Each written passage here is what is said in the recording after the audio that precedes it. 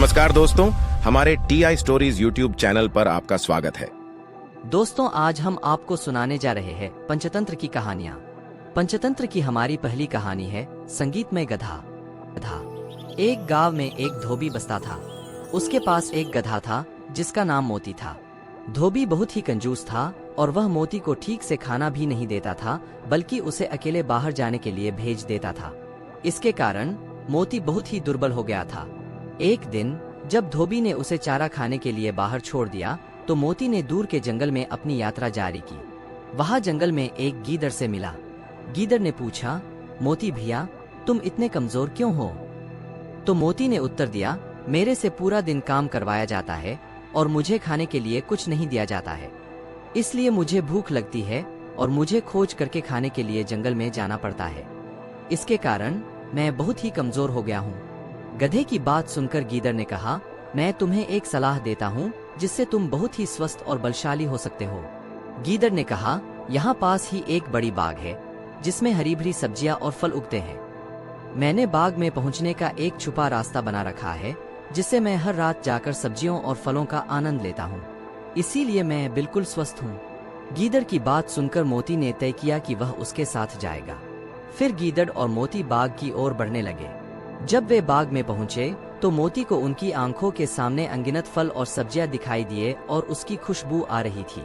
इस दृश्य को देखकर मोती अपने आप को नहीं रोक पाया और बिना देर किए वह रसीले फलों और सब्जियों का आनंद लेने लगा। गीदड़ और मोती ने अपनी भूख बुझाई और फिर उन्होंने वहीं बाग में आराम से सोने का फैसला लिया। अगले दिन जब सूरज उगने लगा तो गीदड़ जाग उठा और बाग से बाहर निकलने का तय कर लिया। मोती सो रहा था और गीदड़ ने उसे बताया कि वह अब वहां से जा रहा है। मोती ने बिना किसी सवाल के समझ लिया और दोनों बाग से चले गए। फिर वे दोनों रोज मिलते थे और वैसे ही बाग में जाकर हरी भरी सब्जियों और फलों का आनंद लेते थे। वक्त बीत गया और मोती में सुधार आ गया और उसने अपनी ताकत बढ़ा ली। अब वह तंदुरुस्त हो गया था और उसकी चाल में भी सुधार हो गया था। एक दिन मोती ने खूब खाने के बाद अपनी आवाज से गीत गाने का मन बनाया। गीदड़ को यह सुनकर खतरा लग गया और वह बोला, ना मोती भैया, यह काम अब मत करना। अगर बाग के मालिक ने तुम्हारा गाना सुन लिया तो हम बड़ी मुसीबत में फंस सकते हैं, इसलिए कृपया इस विचार को त्याग दो। मोती के स्वर को सुनकर गीदड़ ने दिन बचाने के लिए उसको रोकने की कोशिश की, लेकिन मोती को गाने का बहुत मन था। मोती बोला, तुम क्या जानो संगीत के बारे में? हम गधे हैं और हमारा गायन अपनी गरज से बहुत अच्छा होता है। हमारा गाया हुआ भेंचू राग लोग बड़े शौक से सुनते हैं। आज मुझे गाने का बहुत मन है, इसलिए मैं गाऊंगा। गीदड़ ने समझ लिया कि अब मोती को गाने से रोकना मुश्किल हो गया है। उसने कहा, ठीक है, तुम गाने का आनंद लो, पर मुझे अगले 15 मिनटों के लिए जाना है। फिर मैं तुम्हें एक अच्छी माला पहना दूंगा ताकि जब तुम्हारा गाना समाप्त हो तो मैं तुम्हारे साथ वापस आ सकूं। मोती ने इस पर सहमति दे दी। गधे के इतना कहते ही गीदड़ वहां से 9-2-11 हो जाता है। गीदड़ के जाने के बाद मोती ने गाना गाने का आरंभ किया। गधे की आवाज सुनते ही बाग का मालिक लाठी लेकर वहां पहुंच जाता है।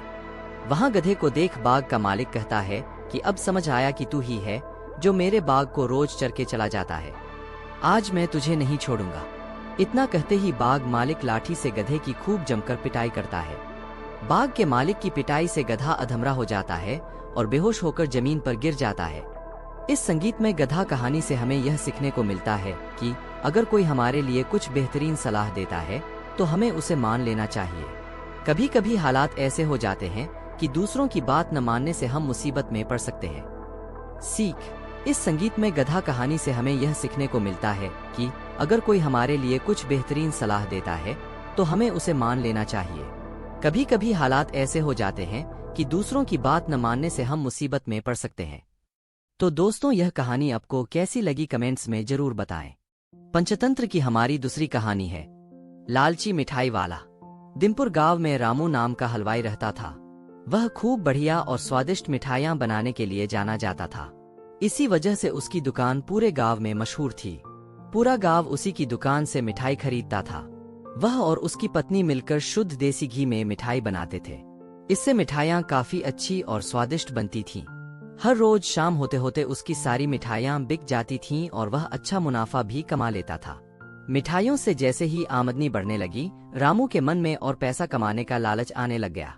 अपने इसी लालच के चलते उसे एक तरकीब सूझी। वह शहर गया और वहां से एक 2 चुंबक के टुकड़े लेकर आ गया। उस टुकड़े को उसने अपने तराजू के नीचे लगा दिया।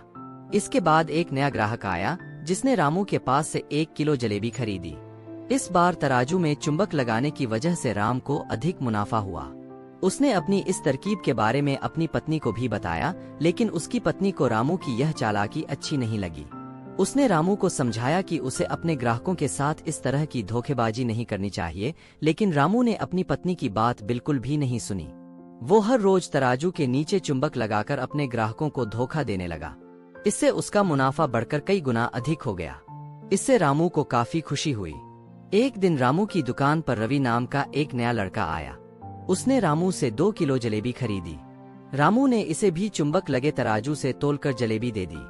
रवि ने जैसे ही जलेबी उठाई, उसे लगा कि जलेबी का वजन 2 किलो से कम है। उसने अपना शक दूर करने के लिए रामू से दोबारा से जलेबी को तोलने के लिए कहा। रवि की बात सुनकर रामू चिढ़ गया।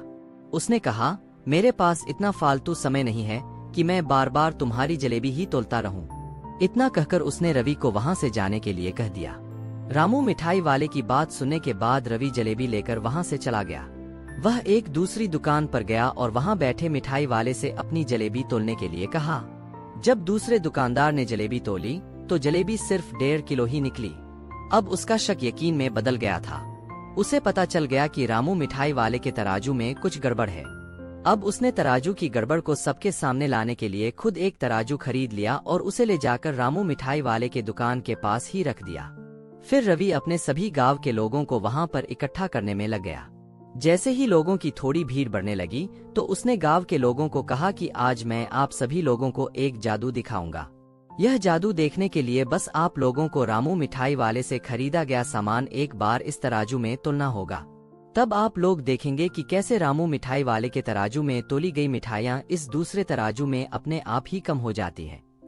कुछ देर बाद 1-2 लोग मिठाई लेकर रवि के पास पहुंचे तो उसने ऐसा करके भी दिखाया।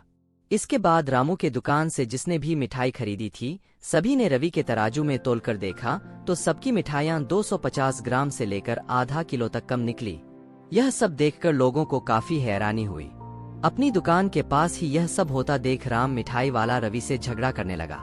उसने लोगों को बताया कि रवि यह सब नाटक कर रहा है। अपनी बात को सही साबित करने के लिए रवि सीधे रामू मिठाई वाले का तराजू लेकर आया और तराजू में लगा चुंबक निकालकर सबको दिखाने लगा। यह देखकर गांव वालों को बहुत गुस्सा आया। सबने मिलकर उस लालची मिठाई वाले को खूब मारा। अब उस लालची मिठाई वाले को अपने लालच और उसके कारण की गई गलत हरकतों पर पछतावा हो रहा था।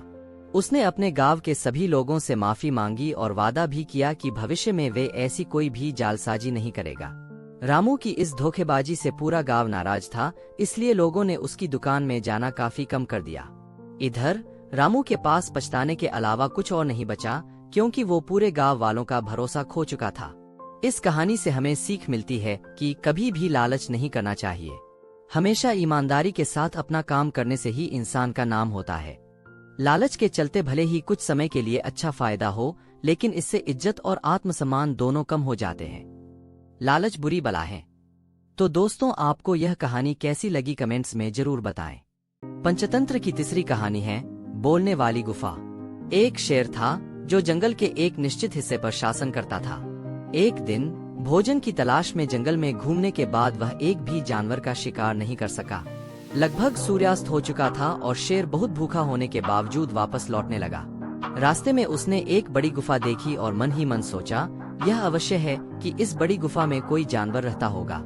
इतनी अच्छी गुफा निर्जन नहीं हो सकती। सूर्यास्त के समय यहाँ जो भी जानवर रहता है वह इस गुफा में बंद हो जाता है। मैं गुफा के अंदर छिपूंगा और अपने रात्रिभोज के आने का इंतजार करूंगा। वह गुफा एक सियार का घर थी जो शेर के अंदर छुपने के थोड़ी देर बाद वहां पहुंचा। प्रवेश करते समय उसने गुफा के अंदर जाते हुए शेर के पैरों के निशान देखे, लेकिन बाहर निकलते हुए उसे कोई पदचिह्न नहीं मिला। उसने सोचा, यदि वास्तव में एक शेर प्रवेश कर गया है तो मैं प्रवेश करते ही मर जाऊंगा। लेकिन मैं कैसे आश्वस्त हो सकता हूँ? अगर अंदर कोई शेर नहीं है तो मेरे लिए अपने घर से दूर रहने का कोई कारण नहीं है। मुझे अवश्य ही यह पुष्टि करने का कोई तरीका ढूंढना चाहिए कि शेर अभी भी अंदर है या नहीं। सियार ने एक योजना सोची और गुफा के सामने खड़ा होकर चिल्लाने लगा, हेलो गुफा, नमस्ते गुफा, क्या मैं अंदर आ सकता हूँ? कुछ पल के लिए वह चुपचाप इंतजार करता रहा और फिर से चिल्लाया, हेलो गुफा, क्या आप इन सभी वर्षों की हमारी समझ को भूल गए हैं? मैं प्रवेश करने से पहले हमेशा आपके उत्तर का इंतजार करता हूँ। आज आप चुप क्यों हैं? मैं फिर किसी अन्य गुफा में जाऊंगा यदि आप उत्तर नहीं देते हैं। यह सुनकर शेर ने सोचा, गुफा को सियार के सूर्यास्त के समय लौटने पर उसे जवाब देना होगा। मेरे अंदर होने के कारण गुफा आज जवाब नहीं दे रही है। मुझे गुफा की ओर से निमंत्रण देना होगा, नहीं तो सियार दूर चला जाएगा। शेर ने गुफा के अंदर से उत्तर दिया, हेलो सियार, आप प्रवेश कर सकते हैं। यह अंदर सब सुरक्षित है। गुफा की दीवारों से आ रही प्रतिध्वनि के कारण उत्तर और भी भयावह था। सियार को तुरंत पता चल गया कि शेर उसके अंदर आने और उसका भोजन बनाने का इंतजार कर रहा है। वह जितनी तेजी से भाग सकता था भाग गया और खुद को बचा लिया।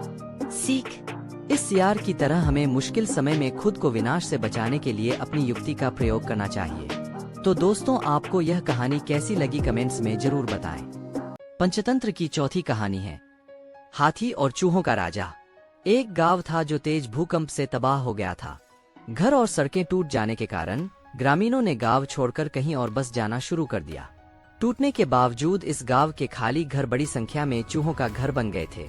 चूहों को वह स्थान बहुत आरामदायक लगा और कुछ समय बाद उनकी संख्या बढ़ गई। गांव के बाहरी इलाके में एक झील थी जहां हाथियों का झुंड नियमित रूप से पानी पीने और स्नान करने आया करता था। ये हाथी झील तक पहुंचने के लिए गांव से होकर यात्रा करते थे, लेकिन जैसे ही हाथियों का झुंड गांव से होकर गुजरा, हर दिन कई चूहों को कुचल दिया गया। इससे चूहों के लिए समस्या खड़ी हो गई। इसलिए चूहों के राजा ने हाथियों का सामना करने और उनसे तदनुसार कार्य करने का अनुरोध करने का निर्णय लिया। अगले दिन जैसे ही हाथियों का झुंड पास आया, चूहों के राजा ने हाथियों से मुलाकात की और कहा, हे सज्जनों, हम इस गांव के खंडहरों में रहते हैं और जब आप इस गांव से गुजरते हैं तो हर दिन कई चूहे कुचले जाते हैं। इसलिए मैं आपसे झील तक अपना मार्ग बदलने का अनुरोध करता हूँ। यदि आप ऐसा करते हैं तो मैं जरूरत के समय आपके एहसान का बदला चुकाना याद रखूंगा। इस पर हाथियों के राजा ने हंसते हुए कहा, हे चूहों के राजा, ऐसी कोई कृपा नहीं होगी जिसकी हम विशाल हाथियों, छोटे चूहों, आपसे अपेक्षा होगी। हालांकि मैं आपके अनुरोध का सम्मान करूंगा और हम रास्ता बदल देंगे। तुम्हें अब हमारे कारण होने वाले किसी भी खतरे की चिंता नहीं होगी। चूहों के राजा ने हाथियों के राजा को उनके विचार के लिए धन्यवाद दिया और हाथियों का झुंड फिर कभी गांव में नहीं आया। कुछ समय बाद हाथियों का झुंड शिकारियों द्वारा बिछाए गए जाल में फंस गया। राजा सहित कई हाथी जाल में फंस गए। उन्होंने बहुत संघर्ष किया लेकिन खुद को मजबूत जाल से मुक्त नहीं कर सके। अचानक हाथियों के राजा को चूहों के राजा का वादा याद आया। उसने चूहों के राजा को उसका वादा याद दिलाने और उसकी ओर से मदद की गुहार लगाने के लिए एक और हाथी को बुलाया जो फंसा नहीं था। जैसे ही हाथी ने चूहों के राजा को स्थिति बताई, चूहों के राजा ने तुरंत सभी चूहों को बुलाया। उन्होंने कहा, अब हमारे लिए हाथियों के उपकार का बदला चुकाने का समय आ गया है। हमें तुरंत जाना चाहिए। इसलिए हाथी चूहों को उस स्थान पर ले आया जहां अन्य हाथी फंसे हुए थे। सभी चूहों ने मजबूत जालों को कुतरना शुरू कर दिया और उन्हें ढीला कर दिया। हाथी जाल से मुक्त हो गए और फिर से मुक्त होने के लिए आभारी थे। हाथियों के राजा ने समय पर मदद करने के लिए चूहों के राजा को धन्यवाद दिया और उसके बाद बहुत अच्छे दोस्त बन गए। सीख, हमें कभी भी किसी को उसकी शक्ल से कम नहीं आंकना चाहिए।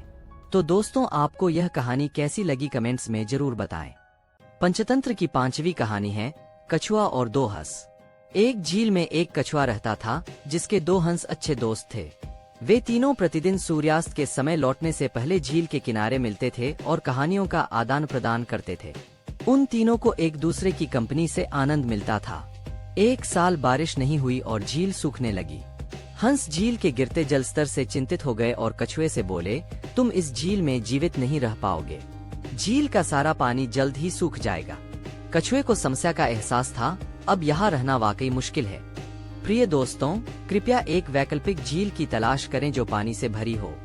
फिर कहीं से एक मजबूत छड़ी ढूंढो। कछुए ने आगे कहा, एक बार जब आपको दूसरी झील मिल जाए तो आप मुझे छड़ी के साथ झील तक ले जा सकते हैं। मैं छड़ी को अपने मुंह से कसकर पकड़ सकता हूँ, जबकि आप दोनों छड़ी को दोनों तरफ से पकड़ सकते हैं और उठ सकते हैं। योजना के अनुसार हंस दूर दूर तक उड़ गए और कुछ समय बाद उन्हें एक झील मिली जिसमें बहुत सारा पानी था। वे कछुए को ले जाने के लिए लौट आए। उन्होंने छड़ी को दोनों सिरों से पकड़ने की तैयारी की और कछुए को सुझाव दिया, प्रिय मित्र, सब कुछ ठीक लग रहा है, लेकिन सुनिश्चित करें कि अपना मुंह हर समय कसकर बंद रखें। तुम्हें बोलना नहीं चाहिए, अन्यथा तुम गिर जाओगे। आखिरकार वे उड़ने लगे। कुछ देर बाद वे कुछ दूर उड़े ही थे कि कछुए को नीचे एक नगर दिखाई दिया। आकाश में कछुआ लेकर जा रहे दो हंसों को देखकर नगर के लोग एकटक देखते रह गए। वह देखो, यह एक दुर्लभ दृश्य है कि दो पक्षी एक छड़ी की मदद से एक कछुए को ले जा रहे हैं। वे प्रशंसा में चिल्लाए। सारा हंगामा सुनकर कछुए ने अपना मुंह खोला। यह हंगामा किस बारे में है? उसने पूछा। कहने की जरूरत नहीं है। जैसे ही उसने अपना मुंह खोला, वह नीचे गिर गया और हंस उसे जमीन पर गिरने से रोकने के लिए कुछ नहीं कर सके। जैसे ही वह गिर पड़ा, नगर के लोगों ने उसका भोज करने के लिए उसे पकड़ लिया। सीख। दोस्तों, हमें हमारे जिगरी दोस्त जो भी सलाह देते हैं उसे अच्छे से सुनना चाहिए ताकि बाद में हमारी इस कछुए जैसी हालत न हो।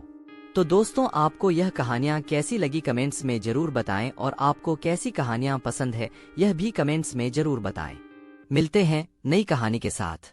Thanks for watching. आपको ये वीडियो कैसी लगी कमेंट्स में जरूर बताएं दोस्तों। ऐसी ही और वीडियो देखने के लिए हमारे चैनल को लाइक, शेयर और सब्सक्राइब करें।